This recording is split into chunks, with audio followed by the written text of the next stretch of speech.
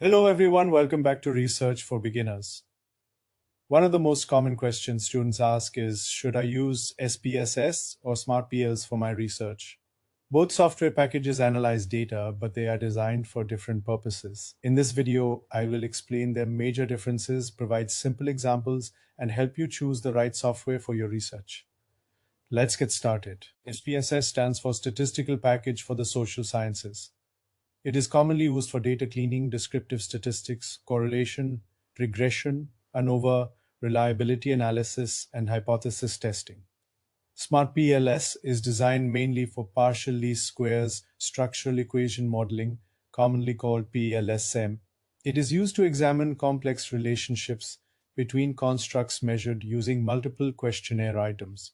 In simple terms, SPSS is mainly used for general statistical analysis, while SmartPLS is used to test complete research models. SPSS usually analyzes variables that can be measured directly.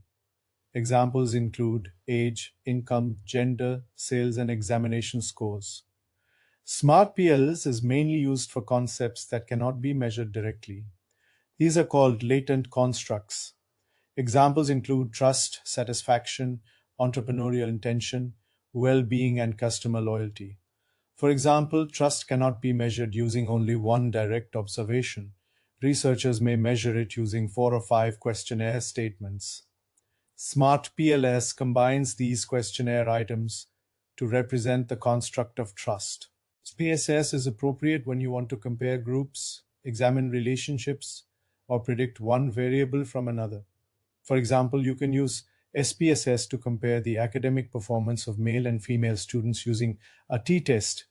You can also use regression to examine whether study hours predict examination performance.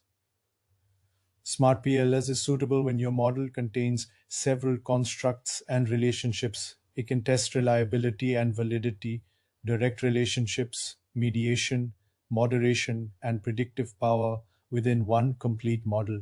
Imagine that a researcher wants to examine whether employee training improves performance. This is a simple relationship between two variables. Regression analysis in SPSS may be sufficient. Now imagine a more complex model.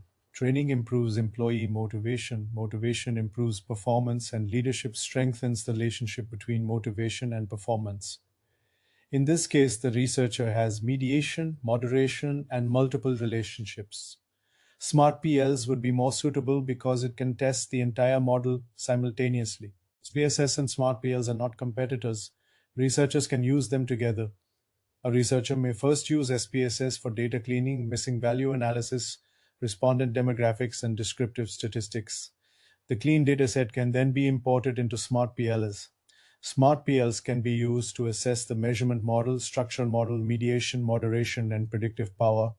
Therefore, many research papers use both SPSS and SmartPLs at different stages of data analysis. Which software is better? The answer is that neither software is universally better. The correct choice depends on your research objectives and model.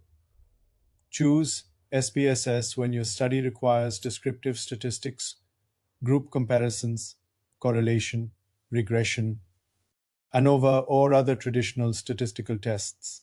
Choose SmartPLs when your research involves latent constructs, multiple questionnaire items, measurement models, mediation, moderation, or complex relationships. Beginners should normally learn SPSS first because it provides a strong foundation in statistics. They can then move to SmartPLs for structural equation modeling. I hope this video helped you understand the difference between SPSS and SmartPLs. Please like, share, and subscribe to Research for Beginners. Also, tell us in the comments, are you using SPSS, SmartPLs, or both for your research? Thank you for watching.